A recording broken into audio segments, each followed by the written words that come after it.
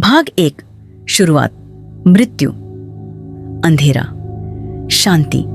आधुनिक धर्मों से भी पहले, राजाओं और साम्राज्यों से पहले, जब इतिहास ठीक से लिखा भी नहीं गया था, तब इंसान सबसे ज्यादा एक चीज से डरता था, मृत्यु। हर सभ्यता, चाहे वो कितनी भी दूर क्यों ना हो, मौत के बाद की दुनिया की कल्पना करती थी। एक ऐसी जगह जहां आत्माएं अपनी आखिरी सांस के बाद जाती है। और इसी अंधेरे के बीच दो प्राचीन देवता उभर कर सामने आए। भारत में थे यमराज, मृत्यु के देवता, आत्माओं के न्याय करने वाले, यमलोक के स्वामी। और प्राचीन यूनान की दुनिया में थे हेडिस, पाताल लोक के शांत राजा।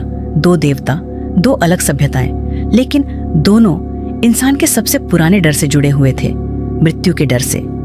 लेकिन शायद यमराज और हेडिस कभी बुरे देवता थे ही नहीं। शायद उनका काम संतुलन बनाए रखना था, मृत आत्माओं का मार्गदर्शन करना और इंसानों को याद दिलाना कि कोई भी जीवन हमेशा नहीं चलता।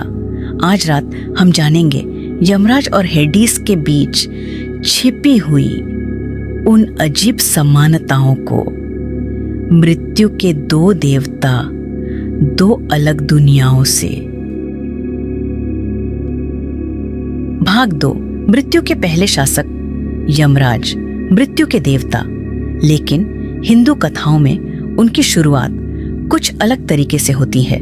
कहा जाता है कि यमराज पहले ऐसे जीव थे जिन्होंने मृत्यु का अनुभव किया, सबसे पहले जिन्होंने अज्ञात दुनिया का रास्ता तय किया। और शायद इसी कारण वो मृत्यु के स्वामी बने, सजा देने के लिए नहीं बल्कि जिम्मेदारी निभाने के लिए।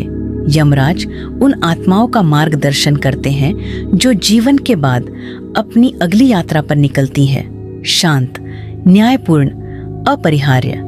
दूसरी तरफ हेडिस की कहानी थोड़ी अलग है।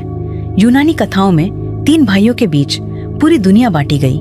ज्यूस को आकाश मिला, पोसाइडन को समुद्र और हेडिस को पाताल लोक, धरती के नीचे छिपा हुआ एक शांत साम्राज्य। दूसरे देवताओं की तरह हेडिस बहुत कम बाहर आते हैं।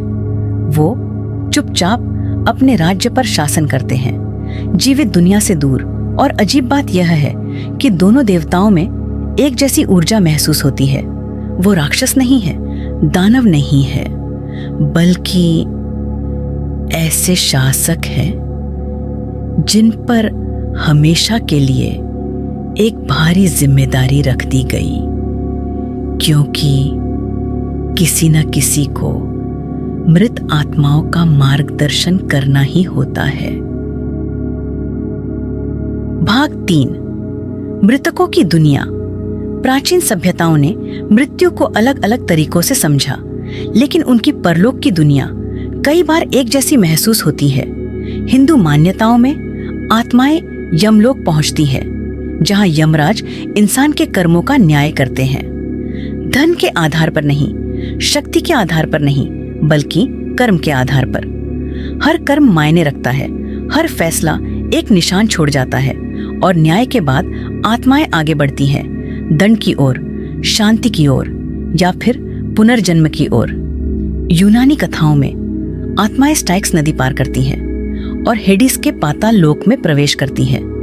कुछ आत्माओं को दंड मिलता है, कुछ हमेशा भटकती रहती हैं, और कुछ एलिसियम पहुंचती हैं, एक शांत जगह, अच्छे लोगों के लिए, अलग सभ्यताएं, अलग प्रतीक। लेकिन इंसानी सोच एक जैसी कि मृत्यु सिर्फ अंत नहीं है, वो एक यात्रा है। भाग 4, लोग उनसे डरते क्यों थे? इंसान हमेशा से मृत्यु से डरता आया है, और इसी कारण वो उन देवताओं से भी डरता था जो मृत्यु से जुड़े थे। लेकिन यमराज और हेडिस बुरे देवता नहीं थे, बल्कि दोनों को अक्सर न्यायपूर्ण बताया गया है। शांत, धैर्यवान यमराज कर्म के अनुसार न्याय करते हैं, हेडिस पाताल लोक में संतुलन बनाए रखते हैं। दोनों में से कोई भी क्रूरता से इंसानों का शिकार नहीं करता। वो बस जीवन के अंत पर खड़े रहते हैं, इंतजार करते हुए, क्योंकि मृत्यु टाली नहीं जा सकती और शायद लोग असल में यमराज या हेडिस से नहीं डरते थे, वो डरते थे उस रहस्य से जो मृत्यु के बाद छिपा हुआ था। भाग 5, मृत्यु के देवताओं का अकेलापन। मृत्यु के देवताओं में एक गहरा अकेलापन होता है। यमराज आत्माओं से घिरे रहते हैं, लेकिन फिर भी जीवित दुनिया से अलग है। हेडिस एक विशाल साम्राज्य के शासक हैं, लेकिन धरती के नीचे अकेले रहते हैं। उत्सव के देवताओं की तरह, प्रेम के देवताओं की तरह या विजय के देवताओं की तरह मृत्यु के देवता खुशी नहीं लाते, वो लाते हैं शांति, सोच और डर। और शायद यही अकेलापन उन्हें इतना प्राचीन महसूस कराता है, क्योंकि मृत्यु भी अकेली होती है। हर इंसान को एक दिन उसका सामना अकेले ही करना पड़ता है, और शायद इसी कारण प्राचीन सभ्यताओं ने ऐसे देवताओं की कल्पना की जो उस अकेलेपन को सबसे बेहतर समझते थे। भाग 6, मृत्यु के बाद क्या होता है। हजारों सालों से इंसान एक ही सवाल पूछता आया है, मृत्यु के बाद क्या होता है। हिंदू दर्शन पुनर्जन्म की बात करता है। आत्माएं जीवन, मृत्यु और पुनर्जन्म के चक्र से गुजरती हैं। कर्म अगले जीवन को तय करता है और जीवन सीखने की एक लंबी यात्रा बन जाता है। यूनानी कथाएं कुछ अलग कल्पना करती हैं। धरती के नीचे एक अंधेरी दुनिया जहां आत्माएं मृत्यु के बाद भी मौजूद रहती हैं, लेकिन दोनों मान्यताएं एक गहरी बात दिखाती हैं कि प्राचीन इंसान यह मानने को तैयार नहीं था कि सब कुछ बस खत्म हो जाता है, और शायद इसी कारण उन्होंने यमराज और हेडिस जैसे देवताओं की कल्पना की, ताकि मृत्यु थोड़ी समझ में आने लगे, ताकि डर अर्थ में बदल सके। भाग 7, अंतिम विचार।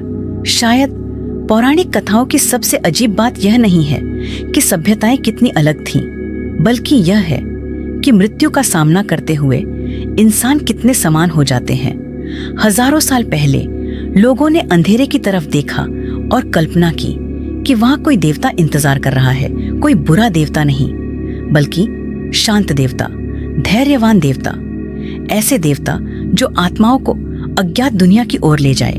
यमराज और हेडिस इंसान के सबसे पुराने सवाल का प्रतीक बन गए। मृत्यु के बाद क्या है? और शायद कोई भी सभ्यता इस सवाल का पूरा उत्तर कभी नहीं दे पाई, लेकिन पौराणिक कथाओं के माध्यम से इंसानों को कुछ और मिला, सुकून, अर्थ और यह उम्मीद कि मृत्यु यात्रा का अंत नहीं है, बल्कि किसी नई यात्रा की शुरुआत है। Like, share, subscribe. अगर आपको यह मिथोलॉजी स्लीप स्टोरी पसंद आई तो वीडियो को लाइक जरूर करें। इसे उन लोगों के साथ शेयर करें जिन्हें प्राचीन कथाएं, रहस्यमयी देवता और भूली हुई दास्तानें पसंद हैं।